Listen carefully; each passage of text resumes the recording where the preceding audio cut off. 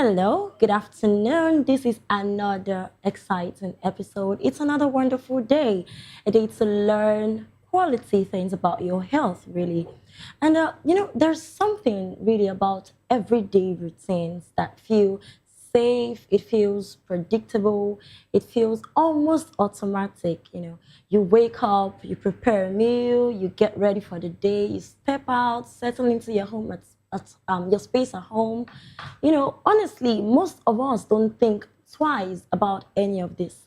Well, we'll be building around this in this episode, really. I'm Praise Peters, and this is Health Check on the Voice of the People television, where we take a closer look at the things we often overlook when it comes to our health. And you can watch us on YouTube and on SLTV channel 264, on YouTube at VOPTV Live, of course. Now, here's something worth thinking about. What if the things we use every single day without questions are quietly affecting how our body functions? Today we're talking about hidden chemicals in everyday life and what they might mean for your health.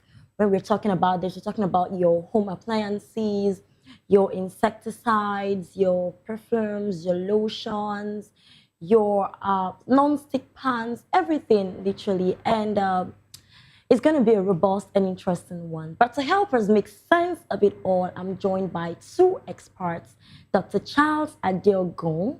He's a wellness physician and a public health advocate with several years of experience, especially in preventive health and lifestyle medicine. And I'm also joined by Dr. Dayo and endocrinologist who specializes in hormones and how they influence the body. And they're going to be shedding light on this. Thank you so much, doctors, for being here today. You're welcome to the show. All right, doctors, how are we doing? Just quick one. This is weekend, right? So want to check on you. How's it been? Dr. Charles, you really look like you've worked a lot. How's the profession? How is everything going? Let me start with you, Dr. Charles. Yeah, we thank God. It's been busy as usual. We're trying to be intentional about getting the needed rest. Exactly, because doctors themselves that take care of people also need to be taken care of, right? So please prioritize your health for the sake of your patients, right? So how are you also doing, Dr. Adedayo? Well, same here, trying to rest. Amazing. All right, it's good to have you on the show. All right, let's just dive deep into the conversation today. So, Dr. Dayo, you're an endocrinologist, right? Most of the things we want to talk about today are, surrounding or rotating on endocrine disruptors, yeah, and EDC, endocrine disruption chemicals, and all that. So please, can you, tell us about this briefly? Okay, EDC, endocrine disrupting chemicals, are chemicals that are everywhere in our homes, everywhere you look, and they have a way of mimicking or blocking signaling of the hormone. So they interfere with hormone functioning in different ways. Some of them mimic estrogens, and they have far-reaching consequences on our health in different ways. Because they interfere with the hormone, so they can cause far-ranging conditions like infertility, low libido. Also, people are prone to developing obesity, all kinds of metabolic disorders. People can have thyroid dysfunction as a result of exposure. That means chronic exposure to these chemicals. And then some people can also are prone to developing cardiovascular diseases like stroke, heart attack. So because these chemicals can be found everywhere, can block the arteries, been found in the lungs, have been found in different tissues in the body. So many of these chemicals also can cause cancers, all kinds of cancers. And these chemicals we're talking about can also be found in our environment, even when we do not know.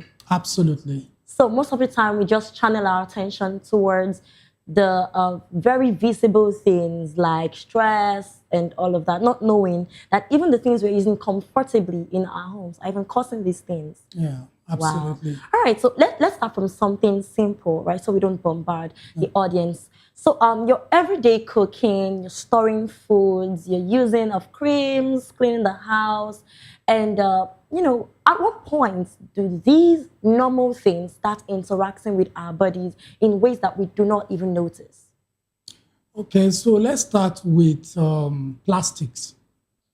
Studies have shown that most of us are exposed to, we consume daily hundreds of thousands of plastics, microparticles, unknowingly. In a year, an average person would have consumed up to millions of microparticles through water bottles, through plastics that we use, and through different, means. So, and these microparticles are pro-inflammatory. They can lead to chronic inflammation. They can also cause a lot of problems. But beyond that, most of the plastics that we have contain a particular chemical called the BPA, bisphenol A. So this bisphenol A is an endocrine disruptor. So apart from the fact that you can ingest these microparticles without knowing, and they can block your blood vessels, they can cause chronic, they can irritate different tissues in the body, and subsequently they can lead to cancers or even block your blood vessels. Therefore, you can develop stroke or heart attack. But the particular chemical in the plastic called bisphenol A, so it's been shown that this, in some studies, they found out that young men who work in industries where these plastics are produced, they tend to have low libido, low testosterone, and their sperm quality is very poor.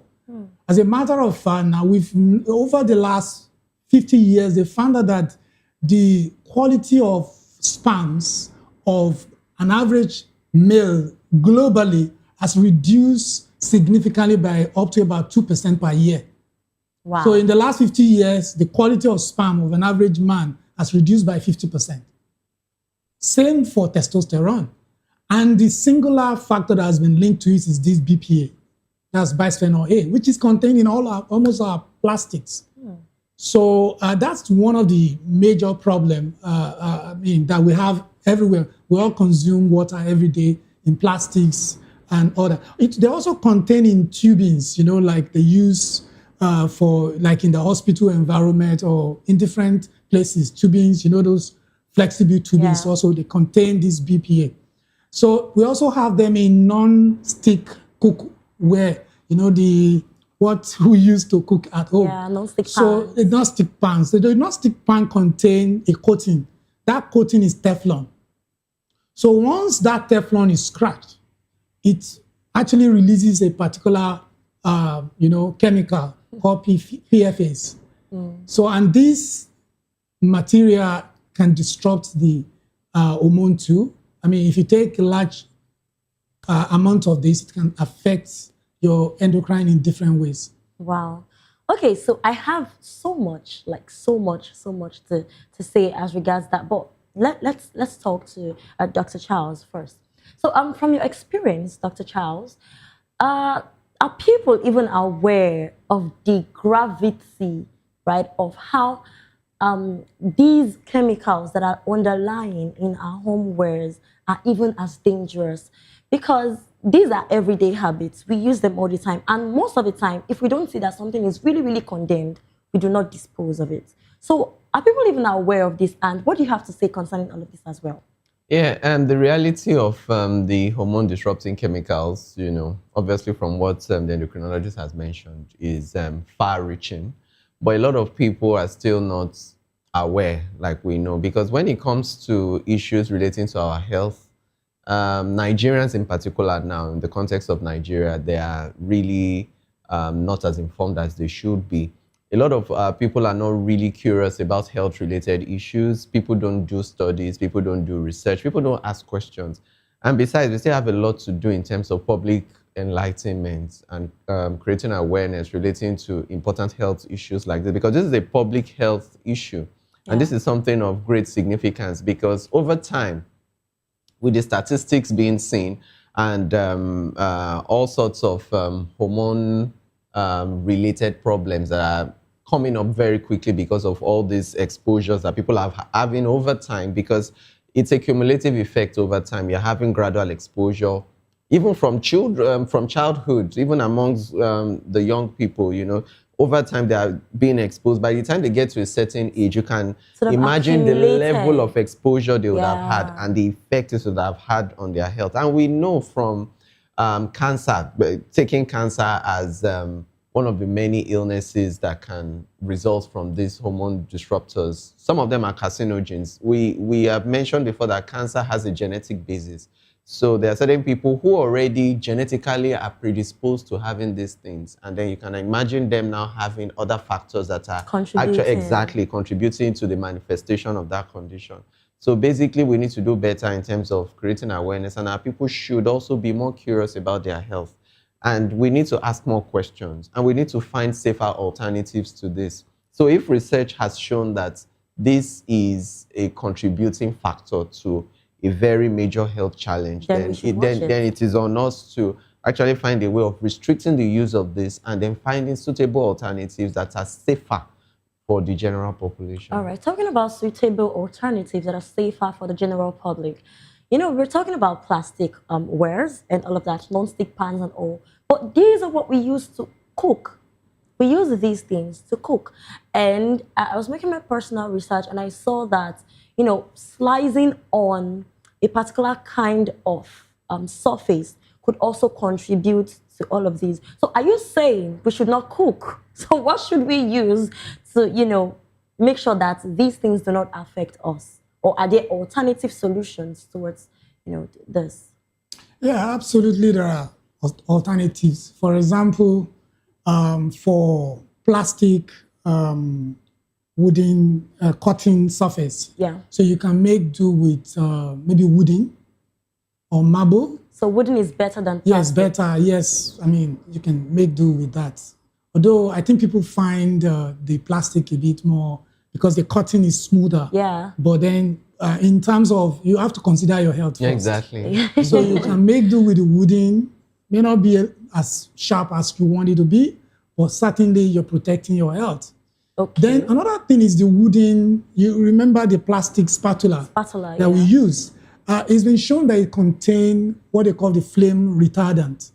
And these flame retardants are produced from, these electrical materials that are recycled. Recycled electric materials like your old TVs, the computers, they melt this thing to produce this wow. Yeah. So, and then when you use them, this flame retardant actually releases a lot of toxic materials, and which can cause a lot of problems. I mean, we've talked about cancers. They are pro-carcinogenic. They can also disrupt your hormones in different ways. So alternative would be to use maybe a wooden spatula, or we can make do with stainless steel, if need be. I mean, you can make you do with stainless steel. So there are alternatives. And also, so I remember lately, my wife in our homes I think in most homes, people now know that you shouldn't warm your food with plastic materials. But what people still do is that they use plastic cover. That plastic cover still releases a lot of problems, a lot of things that are carcinogenic, that makes prone to you, it makes you prone to developing cancers. So instead of using the plastic, so people are going to use ceramic to warm the food, they put plastic on top. So that plastic is also a problem. So you can use paper instead of using, plastic. Yeah. All right. So what about the non-stick pans, really? The non-stick pans, is it that when there is a scratch, we should just dispose of them and get another one? Most of the things they use in coating these things, all these pans are exposed to a high amount of heat during cooking or whatever. Yes. And of course, when there's so much heat, there's a lot happening in the molecular level. And then you're having a lot of things leach into your food. Basically, I think, in my own opinion, I think people in some generations past were not having most of the health challenges we're having now because they were doing things more naturally, and they were using clay pots, they were using more natural sources of cooking utensils and the rest of them, and that's safer. But some of the things that we get carried away with are durability, how nice something looks, how appealing it is to the eyes. That's what drives our choices, of purchasing these things, not thinking of the potential harm it has, because all those coatings come in contact with your food at high temperature. They leach into your food, and they may ultimately give you some health problems or health predicaments. If you go to some eateries, I've noticed that if you don't want to eat in there and you want to take away your food, they pack hot food in plastics. And they still give it to you like that. And even while you are receiving the plastic is still so hot, you can barely touch it with your bare hands. So you are wondering, between that time you are receiving it and when you actually get to sit down to eat your food, how much of it has actually leached into your food. Yeah. Though you may not necessarily taste it in your food, but it's present. A lot of people still take sachet water, and it is exposed to the sun, it's exposed to the heat of the sun. People leave their plastic water bottle in their cars, and then the heat of the sun, is on it. Before they get to drink it, it's all warm. Back into the and they just feel it's just the same thing. It's not really the same. All these things really add up. And truly, we really do have certain types of cancers that are hormone sensitive, like the breast cancer, like the prostate cancer, endometrial cancer, thyroid cancer. All they just need are certain things to have an imbalance, and hormones kick in. And when this hormone kicks in, it drives the progression of these cancers. So it's very important that we are very sensitive to the things we consume, and we have a bit of knowledge about what is contained in what. Other things that are potentially harmful, doctor has mentioned the bisphenol A, which is a component of plastics and food packagings and all that. You also have the phthalates. Yeah, the phthalates are also seen in certain food packages, seen in some of our cosmetics, some of the things we use in our everyday life, and they are also hormone disruptors. Now, talking about cosmetics, this is something that I really, really, really love, because it's what everybody literally use. So let's move away from foods. Let's look at deodorants, body sprays, perfumes, and Lotions. creams, lotions, and all of that. So what do you have to say to that? How dangerous is it? And some of them contain parabens. Some of them, these parabens are chemicals that are added to these lotions, these skincare products to as a form of preservative, and then some of these things, when they come in contact with our body, they get absorbed into our bodies, because most of your skincare products, you actually do rub them into your skin. Yes. And they get absorbed. Direct contact. Yes, and they get absorbed into your system. And then once they get absorbed into your system, they potentially can cause hormone disruption. That is why certain children can have early puberty, what we call precocious puberty, because some hormones are already at work that shouldn't be at work at that age. Yeah, that's what precocious puberty is. So you would now see that a lot of new things are cropping up in an individual, and you're wondering where is this coming from. And also a lot of things that people apply in form of makeup, in form of eyelash, whatever, lipsticks, lip balms, and all that. Now. Yeah, it's beauty. Yeah, they make you look beautiful. They make you look attractive and all that. But at the end of the day, there is always a cause and effect. So something is causing something. You apply something, then something results. So at the end of the day, we should also keep in mind that our skincare products should be as close to as natural as possible. It's always safer to do natural, because most of all these things, at the end of the day, they may be causing an issue that we may not know are actually related to the problems we're encountering. Okay, ladies, catch us up. Okay, speaking from the standpoint of an endocrinologist, right? I want to know how these chemicals can really, really affect the body and what we can do about them, because we have to look good. Am I speaking for the ladies? We have to look good. And this is not even just for the ladies. Everybody uses lotions. Everybody uses creams and all of that. So are there certain chemicals we should look out for? And are there some that we should avoid in our products? Okay, so they said to be forewarned is to be forearmed. Good. So there's no point. What I found out about Africans is that In fact, some people will say it's something that will kill someone. Something has to kill a man. But the average Western folks don't think that way. If they know there's a problem, they think scientifically. Exactly. I think we live in the bubble world of myths a lot, believing that, these people are just talking their own. These things are not real. But most of what we are saying are founded on scientific evidences around them. A very good one is what Dr. actually talked about. There are even studies to show that quite a number of babies that are being given birth to now, because their parents, maybe their mothers, ingested or used some of these products during pregnancy, and it has interfered with the hormone intrauterine, during the womb, to the extent that there's what they call anogenital distance. That is distance between the anus and the genital, the tip of the genital. That distance in a child, there is a specific number or that it should look like. So when you give birth to a child, you can actually predict whether a child has been exposed to all these chemicals, whether it has impacted on the amount of androgens released. I'm talking about a male child. So, and this predicts whether this child is going to develop infertility later in life. Wow. And they found out that increasingly, this anogenital distance has been reducing over the years. So, in those days when we were in medical school, they used to say that infertility. Now, I want to talk a little bit more about infertility since we're talking about endocrine, because it's the major source of concern to me. I mean, check the average male in the average clinic. Poor, very bad sperm quality. Mm-hmm. It's terrible. Now we're having, in those days when a woman cannot carry baby, the first place they look at is the woman. Yes. But now it's the man. Men contribute more to infertility than women, far more. And it's because of the quality of sperms in them. And some of these problems started during pregnancy. So these chemicals are real. And I think it is time we look at them. And of course, so what you can deal with, let's deal with them. There are things we can't deal with. There's nothing you can do about them.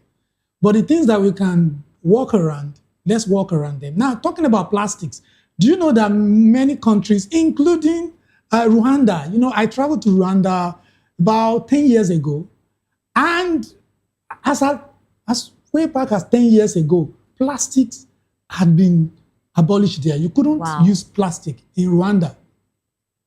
You couldn't use plastics. I think the Nigerian government, I think maybe the state, or I don't know, it's the federal assembly, they were trying to proscribe plastic some maybe 5-6 years ago, but eventually, we always introduce politics into everything we do. Personal interest will always come in. So these are real existential problems that I think the government needs to begin to address.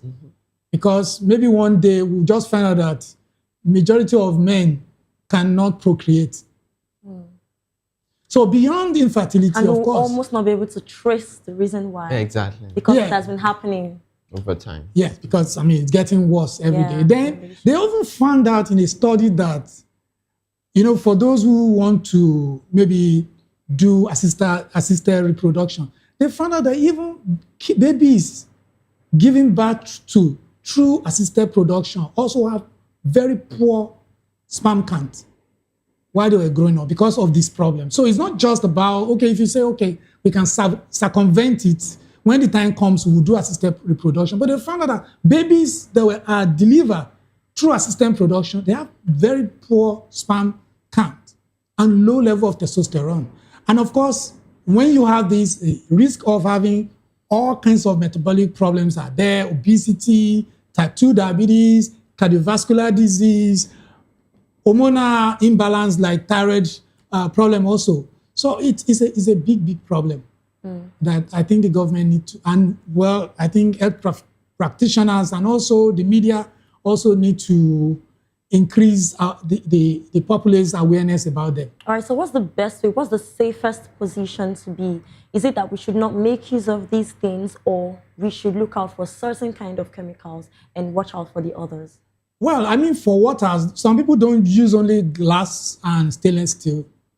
For cooking utensils, our parents used to use what they call adogon. This is iron cookware. Yes, and it's safer than the the non-stick Yeah, I'm talking pans about the that we use. lotions, the creams, the deodorants, the perfumes. Yes, you can look good with natural products. There are some natural products. Like? I mean, I think you just need to look out. If you have any product you want to put on your body, ask yourself, what does it contain? Exactly. Does it contain Components. BPA, bisphenol A? Does it contain phthalates, like doctors say, parabens, triclosan? These are, chemicals that you need to look out for, or PFAs. These are, I think, if among maybe like about 4 or 5, these are very top chemicals that you need to look out for. We mentioned the BPAs, we mentioned the phthalates, we mentioned parabens, we mentioned triclosan. I think there's another one is PFAs. So all these 4 things, look out for them. And the heavy metals as well. And the heavy metals. Heavy metal. Mercury. Yeah, mercury, Arsenic. arsenic, all of them. Okay. They are all very, very important. This conversation is making me realize that there are so many things that we are not really paying attention to, really. Course. So, Dr. Dayo, are there some other things that are not necessarily obvious but are really, really harming us? Think of air fresheners and all of that. Yeah.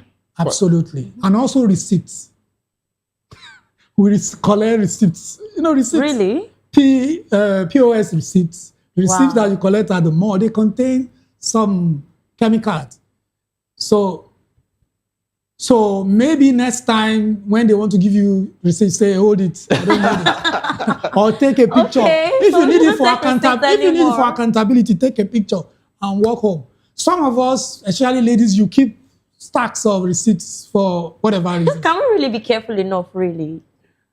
Yeah, be found doing your part anyway. You can do your part. You can do your best. Then, of course, in addition, many of these deodorants I see now, you would see written aluminium free. Yeah. Because they are becoming more conscious that these metals should not be there. Yes. Because the aluminium compound that is in antiperspirant has also been linked to some health challenges. Yeah. So definitely you'll find out that some brands are already telling you 0% aluminium because of the potential effects it can have. Then the pesticides too, which I think we need to talk about it. Atrazine.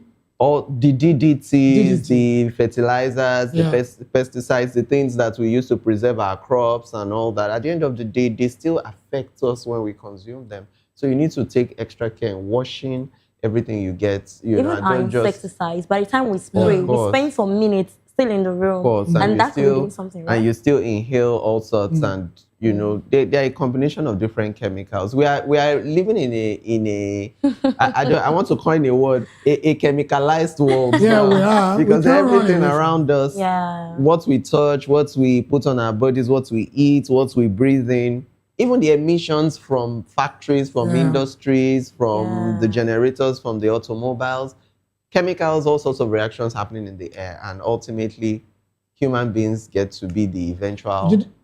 You know the animals are not spared. There's a study where they found that polar bears are becoming more infertile because they're exposed to pesticides, the same pesticides like humans. So polar bears are becoming more like female. their testosterone level is dropping. Their fertility is dropping. Wow. Well, this conversation is getting really interesting and quite revealing. But right about now, let's take a very short break. And when we come back, we'll talk about what this really means for our health and what you can realistically do about it. Please stay with us.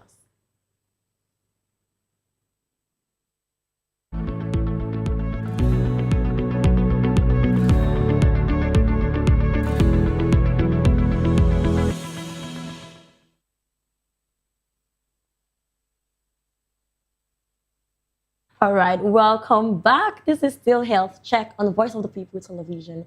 We have been exploring how everyday items around us may be exposing us to more than what we even realize. And now let's bring it a bit closer to the home, what all of these actually means for our health and what we see in the real life setting, really. So there are people that are really dealing with these today, that are connected to us, and they are facing everyday exposures, really, from all of these items. Is this something the body can adjust to? Or, because I think our immune system tends to, fight some of these things for us, depending on your system. So is it something that we adjust to slowly, or is something that can begin to interfere with our lives just for awareness purposes? Well, unfortunately, quite a number of them, especially the PFAs, in fact, they call it forever chemicals. Wow. That means once it enters your body, it never leaves. Never leaves the body, and it will continue to disrupt the hormones, because, put you at the risk of having all the problems that we've highlighted. So they never leave. But they found out also in quite a number of studies that those who are exposed to, for example, the BPAs, those industry workers, people who work where there's where they make plastics, when they stop working there for a period of time, or those who were exposed to chemicals like the pesticides, when they're maybe not exposed for a period, maybe about 3 months, they found out that the quality of their sperm goes up a little bit, testosterone goes up a little bit.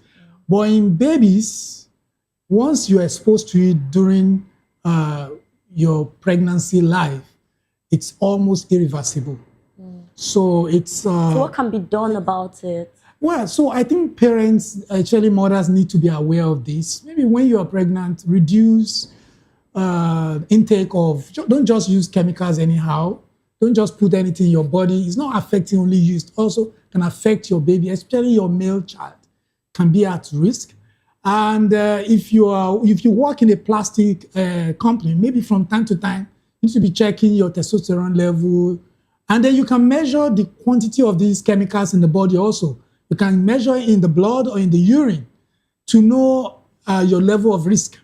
And then perhaps also, I think there should be also policies to ensure that the quantity of these chemicals that are put in plastics, because Europe actually has legislated how much of these chemicals can be put in plastics, but we don't have any legislation in Africa. So I think we need to begin to look in this direction. I think they said about, in plastic, the amount of BPA that is allowed in Europe is between 4 to 12 microgram per gram of plastic. So, but in Africa, I'm sure if you check, maybe to be, I'm sure it's far more than that. Wow. Because there's no legislation. Not true. And there's no control. Everybody just does whatever they like. Yes. Okay. Dr. Charles, this might be a lot to take in, right, for everyone, because where do we start from? We've talked about home appliances, we've talked about deodorants, we've talked about the pesticides, but these are the things that we really need in our homes. So if you would break this down, especially to more sensitive people like pregnant mothers, the babies, the children, and even adults, what would you say we should start with in making sure that we start living in a more, conducive environment for our health? I think it comes from a place of public health awareness, health education, and then also pregnant women or intending mothers must also realize that they need to know about occupational hazards. Before you take on a job, know the risk associated with that job. Don't just be carried away by the remuneration or you like the workplace. You need to be well informed. And then when it comes to public health, the health ministry too need to do more about occupational risk. People, both men and women, they need to work for their daily bread. But while working, the environment must be safe enough to not be detrimental to their health in any way, because occupational risk is so high when it comes to what we're talking about. Because, for instance, industries that deal with lead also, people that deal with paint, there's lead in paint. People that work in industries that use batteries, like lead accumulators, you find lead there also. Then all the pipes, people who do the plumbing works and all that, your PVC, polyvinyl chloride and all that, you also have lead there. And at the end of the day, lead has been shown to have a lot of things to do with the development of a child. So if a child has been exposed to lead, in the early years, the child may have encephalopathy, can have some developmental problems. The child may have a lot of things having to do with how they develop and how they grow. And even adults too, when they deal with lead, people have lead poisoning over time. This poisoning does not happen. It's not something that happens immediately. It's over time. So little exposure over time, it all adds up before you now see the effect. You find out that a lot of people may have these lines on their gums. It's indicative of, they call them lead lines. Button's line or lead lines is from lead poisoning. You find out that some of them may have anemia. You find out that some of them may have some neuropathy or some neurological problems, and ultimately you find out that this ultimately affects their quality of life. You also find out that lithium, people who also deal with certain batteries or certain chemicals like lithium. Lithium too can be teratogenic. You can have some kind of heart anomaly, in an unborn child that is exposed to lithium. If the mother is exposed to lithium early, while the child is in utero. And it's also important for us to note also that even radiation that people come in contact with, in other climes where, things work properly and public health is really, really of significance, they have radiation detectors in their environment. They'll tell you this area is a high dose area. People should not live there. People should be far away from there. People's workplaces are not there at all, but I don't know if we have anything of that sort here. I think sometimes last year, there was incidents of lead poisoning somewhere in Ogun State, if you remember.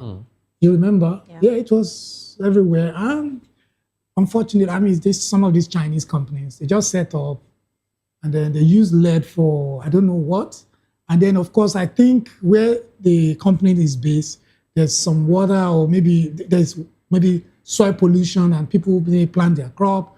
And then, of course, many of them develop symptoms of acute lead poisoning. And that was how they found out that, they're able to link, because most of these companies, they come to Nigeria, they set up close to where people live. Exactly. Which is not even advisable. And people are exposed to all sorts. People also are exposed to even, like we're talking about plastics. Some companies are situated close to where people live and they're exposed to microparticles. Sources of water, sources of domestic water for domestic use or water for consumption and all that. All this, we need a strong policy enforcement and a proper regulatory body that looks into these things. And, that's the only way we can curb it. Absolutely. Because otherwise we'll just be having cases of this, and it can actually get out of hand. And by the time things are affecting children, you can imagine how their health status will be by the time they're adults. So they can't even be productive adults that can drive the economy. So we really need to do something early. Wow. All right. So on a very concluding thought, Dr. Dayo, what do you think we as the people that need to be very, very intentional about our daily living, what do you think we should do about our basic home appliances? Well, I think so much has been said here today. Next time, just be intentional about your choices, what you buy. If you would need to buy something, check. Look, the choice of kitchen utensils. Yes, the choice. We've also explained that there are always alternatives, healthier alternatives. Check that pomade or that lotion or that deodorant. Does it contain BPA or phthalates or whatever it is, parabens, all of these chemicals. Some of them, they will write there that it is also free. It is BPA free. It is paraben free. They actually write it there. So you can make those choices. Some of your cooking utensils, we mentioned that you can make do with safer, healthier alternatives. And then, of course, like we said, these things are everywhere. You may not be able to evade or completely all these chemicals, but as much as lie in you, try and avoid those that you can avoid. Basically, do what you can within your power. Okay. Well, this was a really, really amazing conversation, and I know we've learned a lot.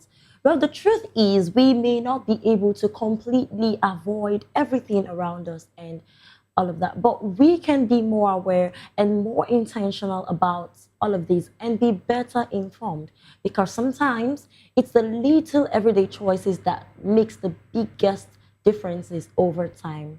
Well, I want to say a big thank you to Dr. Dayo and Dr. Charles. Thank you so much for coming to expand on this subject of discussion today. Thank you so much. Thank you for having us. Thank you so much. All right, this is where we wrap up today's conversation. I'm Praise Peters, and this has been Health Check.